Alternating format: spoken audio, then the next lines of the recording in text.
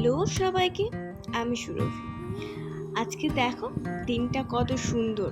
সুন্দর তো হতেই হবে না, আজকে আমাদের কৃষ্ণ ঠাকুরের জন্মদিন, মানে আজ জন্মাষ্টমী। সকাল থেকে এত সুন্দর মেঘলা ওয়েদার দেখে আমার ভালো লাগলেও হয়তো সবার ভালো লাগবে না, কারণ মাঠে অনেক জল জমে যাচ্ছে, যার ফলে কিন্তু চাষের অনেক ক্ষতি হয়। যাই হোক, সমস্ত কিছু কমপ্লিট করে রেডি হয়ে স্নান করে বেরিয়ে গেছিলাম বিকেলবেলায়। যেহেতু আমাদের পুজো সন্ধ্যাবেলা হয়, তাই আমি বিকেলবেলাতেই বেরিয়েছিলাম। আর জানো তো, এই গোপাল ঠাকুরকে আমি নবদ্বীপ থেকে এনেছিলাম। ঘরে পৌঁছে দেখি উনি বসে আছেন। কিসের জন্য বলো তো? স্নান করার জন্য। যাই হোক, আমার মায়ের মন্দিরটা খুব সুন্দর করে সাজানো হয়েছিল। আমার মা জানো তো, একা হাতে সব কিছু খুব পরিপাটিভাবে সাজিয়ে গুছিয়ে করতে ভালোবাসে, হয়তো অতটা আমি নিজেও পারি না। যাই হোক, স্নানের জন্য সে রেডি হয়ে গেছে, আর সেই সঙ্গে আমরা ঘরটাকেও একটুখানি রেডি করে নিয়েছিলাম বেলুন লাগিয়ে।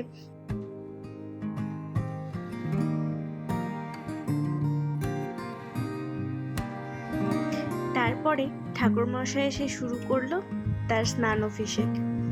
প্রথমে দুধ, ঘি, মধু সমস্ত কিছু দিয়ে তাকে স্নান করানো হলো।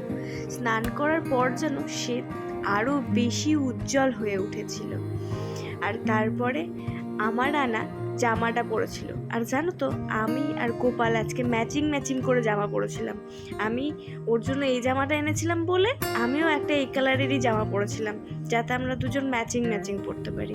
আর দেখো কি সুন্দর লাগছে না?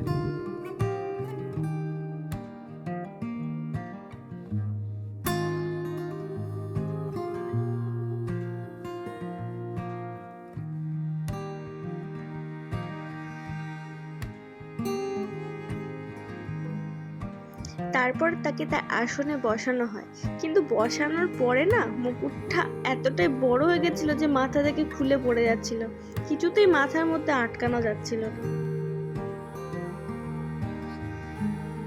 যাই হোক, তারপর তার ফেভারিট তালের লুচি, তালের বড়া, আরো অনেক কিছু ছিল। তারপরে ফল মিষ্টি এগুলো দিয়ে তাকে ভোগ লাগানো হয়েছে।